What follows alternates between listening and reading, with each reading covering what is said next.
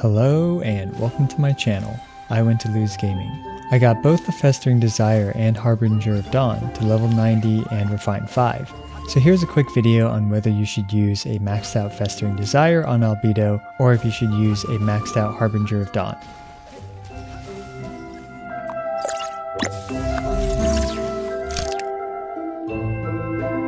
The Festering Desire at R5 adds 32% skill damage and 12% skill crit rate. It also has 45.9 energy regeneration. The Harbinger of Dawn at R5 adds 28% crit rate when HP is over 90%. Its substat is 46.9% crit damage. Now the damage comparisons are for my Albedo at level 90 with level 7 skill and level 6 burst. As usual, we'll use our enthusiastic volunteer, Cryo Regisvine. We'll have 3 quick damage comparisons at the same time. On the left is the Festering Desire, in the middle is the Harbinger of Dawn, and on the right is the Harbinger of Dawn with HP less than 90%.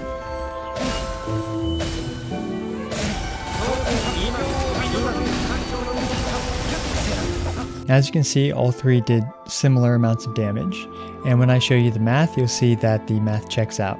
The thing about these types of damage comparisons is that there's so many factors that can affect each individual attempt's result.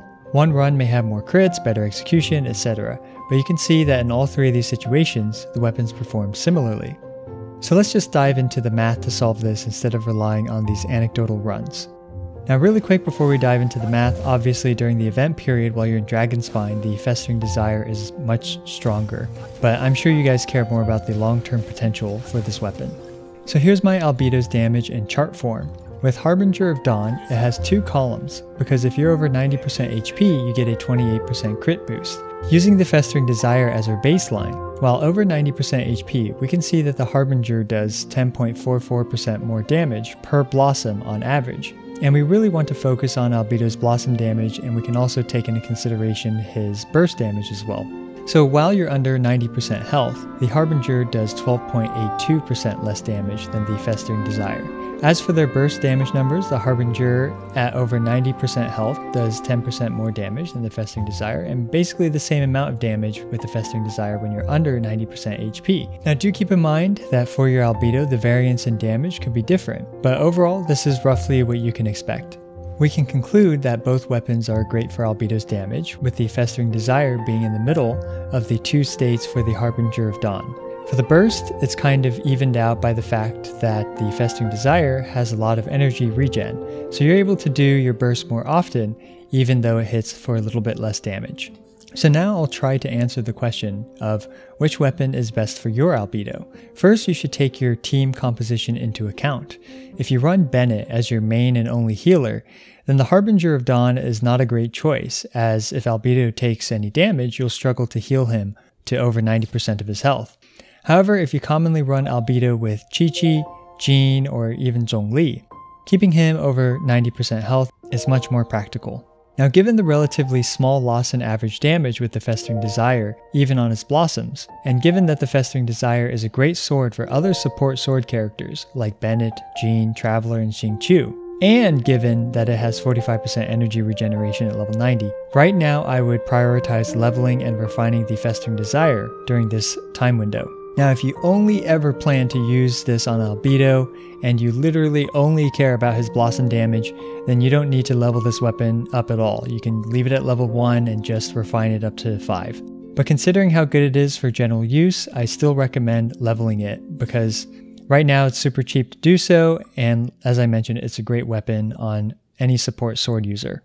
And it's especially important to level it up for other characters because pretty much all of them do care about its base attack. It's only Albedo that doesn't really care about the weapon's attack. I've personally leveled both of these swords to level 90 for comparison's sake and mostly just for this YouTube video, but I personally don't regret leveling both of them up, since I plan to use the Festering Desire on Bennett for the near foreseeable future. This way I can put the Harbinger of Dawn on Albedo and still have him perform very well. It's also worth noting that I don't think the Harbinger of Dawn is a great choice on any of the other sword characters besides Albedo, except for maybe Xingqiu, but let me know if you disagree with that. So really, you should only choose the Harbinger of Dawn if you're confident at keeping Albedo's health over 90%, and your main priority is just squeezing out that additional roughly 10% gain in average damage on his blossoms. So there you go, some quick advice on the Festering Desire versus the Harbinger of Dawn. Ultimately, it's up to you to decide which weapon you'd like to use. What I can say for certain is that both weapons are great on Albedo. As always, thank you guys for watching.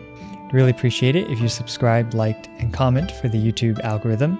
Also, let me know if you guys still enjoy this type of less edited style of video. This is I Win to Lose, signing out.